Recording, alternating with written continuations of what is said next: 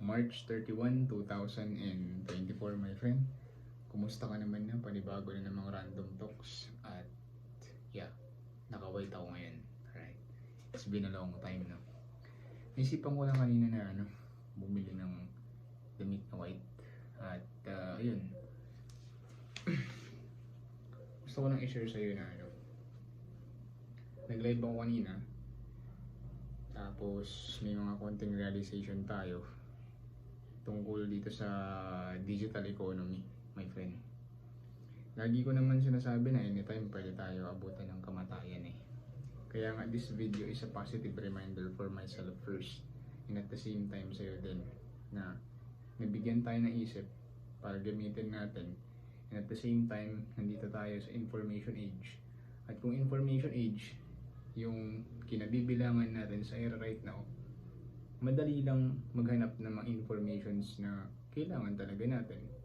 Ang kailangan lang talaga natin right now is magkaroon tayo ng discipline na explore yung mga information na kailangan natin. Everything we need sa panahon right now, if you have access on internet, madali na lang talaga natin hanapin.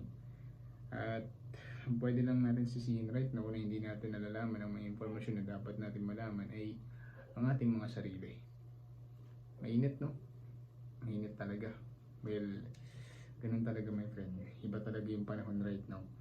Diba? Sobrang init.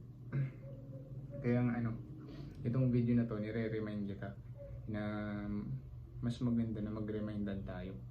And syempre, mag-remindan tayo sa paggawa ng mga mabubuti. Ganun. Yun lang din naman. Kaya nga itong short form video na ginawa ko, at lalo na nandito na ako sa bahay right now. Tuloy mo lang yung pag-upload mo ng mga content, whether video na something beneficial at na-express mo yung mga talents and skills mo na nakakatulong din sa iba. And at the same time, my friend, yung knowledge kasi talaga is obligatory sa ating mga human being. Habang nabubuhay pa tayo, kailangan talaga natin na mag-seek ng knowledge. Hanggat hindi pa tayo naabutan ng ating kamatayan, make sure na mag-seek talaga tayo ng mga kaalaman.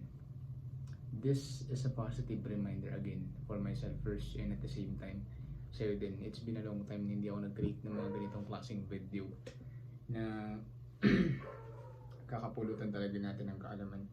If you have a big platform, well, gamitin mo yan for good and not to destroy your own self. Diba? Ito yung power ng social media.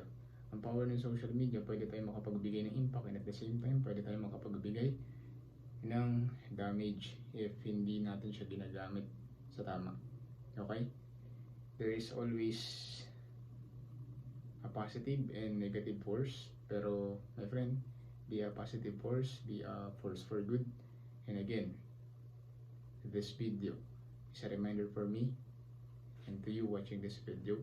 And syempre, pwede mo rin itong i-share sa mga taong sa tingin mo mag-benefit. At if you have talent, skills na second nature na lang sa'yo, it's time to express it. It's time. Peace out.